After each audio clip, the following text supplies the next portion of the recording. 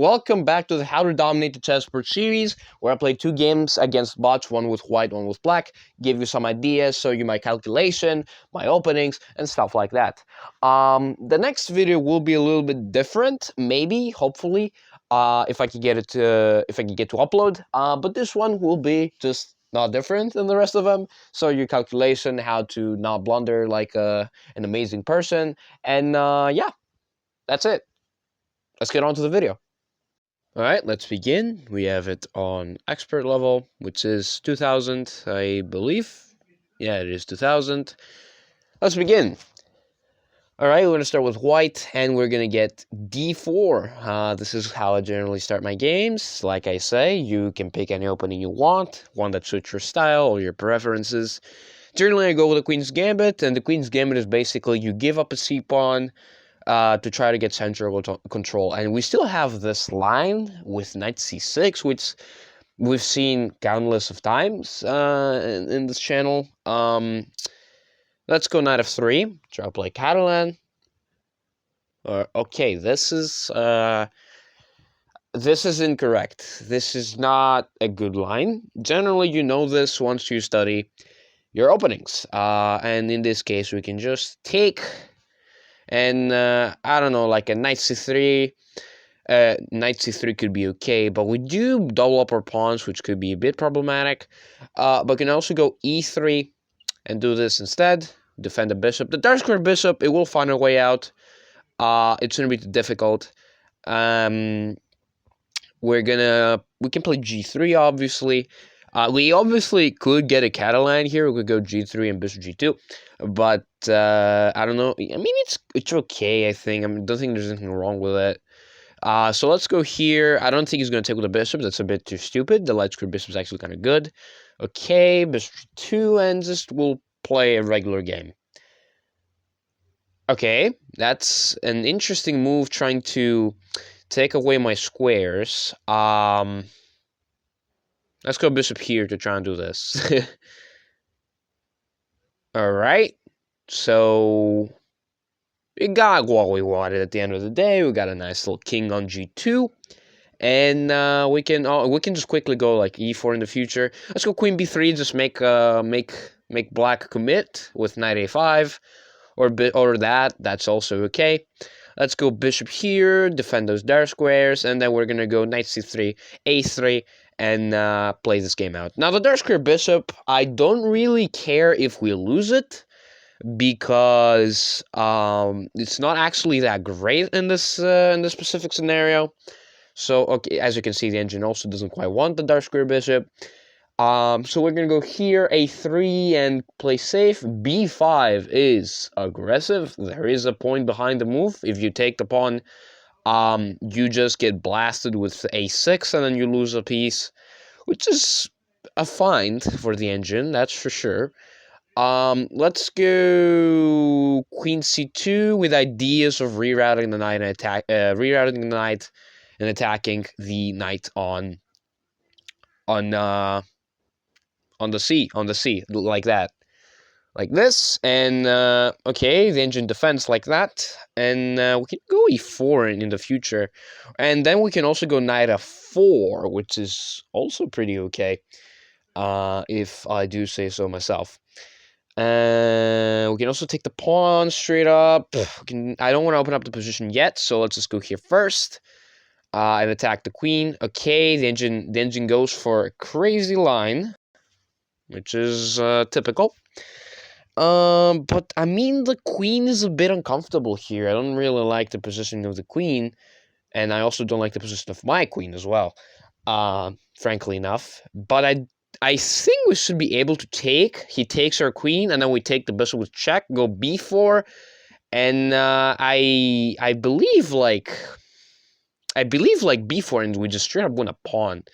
I could be incorrect, obviously, but b4, knight e4 comes okay. I mean, I'll just go rook c1, and we just straight up win this pawn. So yeah, the engine blundered here. It's alright, happens to the best of us, even to the engine. JK, that never happens to the engine, because it's the engine. But yeah, so we're gonna quickly, like, Find a way to activate this bishop. Not an easy way to do that because all the pawns are dark squares. I didn't expect this type of events to happen. But we are going to go knight e1 to go to d3 and then potentially go to c5. So that's what we're trying to do here. Also, this knight is very annoying. I could just go f3, quickly kick this out, so we don't have to worry about it. Okay, he trades. All right. Pretty good, pretty okay position if I do say so myself. Let's go knight d3 with ideas of going to c5. Okay, the rooks are stacking up like crazy. And we can do a lot of things. Rook c5 is good. We can get this. And obviously, I mean, it's an okay position. Let's take like this. And then we can take the pawn, actually. But it's a bit risky, not gonna lie. Let's take and play f3. Let's take and play f3. Wow. That's a move. It's a move I didn't expect. I can take again, obviously. And now let's just quickly prevent like any knight entries to our position. That will be really uncomfy to deal with, like this. And now we just walk our king, and we defend the rook, and now they don't have any threats on us. And now we can go to knight c5 and just, I mean, slowly convert this position to a winning one. Because we're destroying everything that black is trying to stand for here. We can go knight check. We can go knight d3 to prevent the knight from entering, which is honestly what I'm going to do. And then we can just advance our king, bring it to the center. And, I mean, we're just slowly going to win this position. It's shouldn't be too hard. Yeah, this is okay. I can give a check, and then we can walk our king forward. We can take, obviously.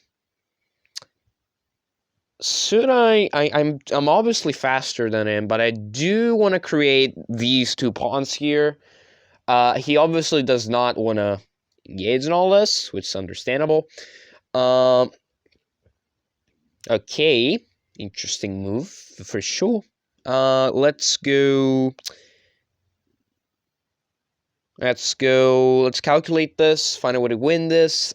Check, take, so there's not really much. But we are winning here. We're in a position where I can say we're winning confidently. But we do need to find the winning sequence here. We can bring the king. The knight hops here. Not really big threats anywhere. There is king e4, though, but not really a threat, if I'm being completely honest.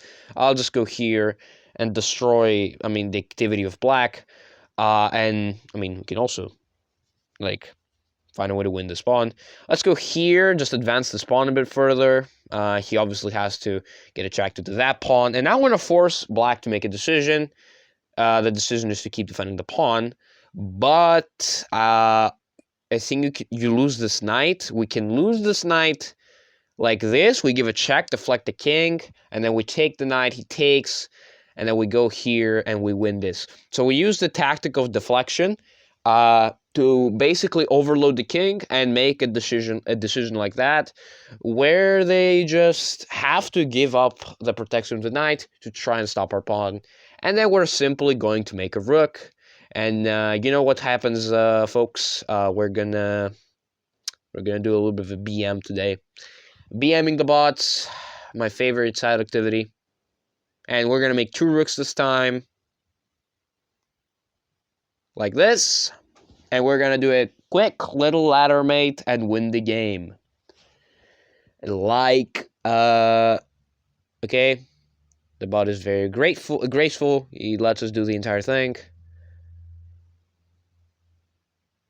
Oh, the bot is really letting us do the thing. Well, check. There we go. That was a good game. That was a really good game. I don't know why the bot keeps playing the Slaughter of the Queen's Gambit. It's not too bad. But this bishop e6, not too great. not too great. I mean, you really should be developing a pawn, not like that.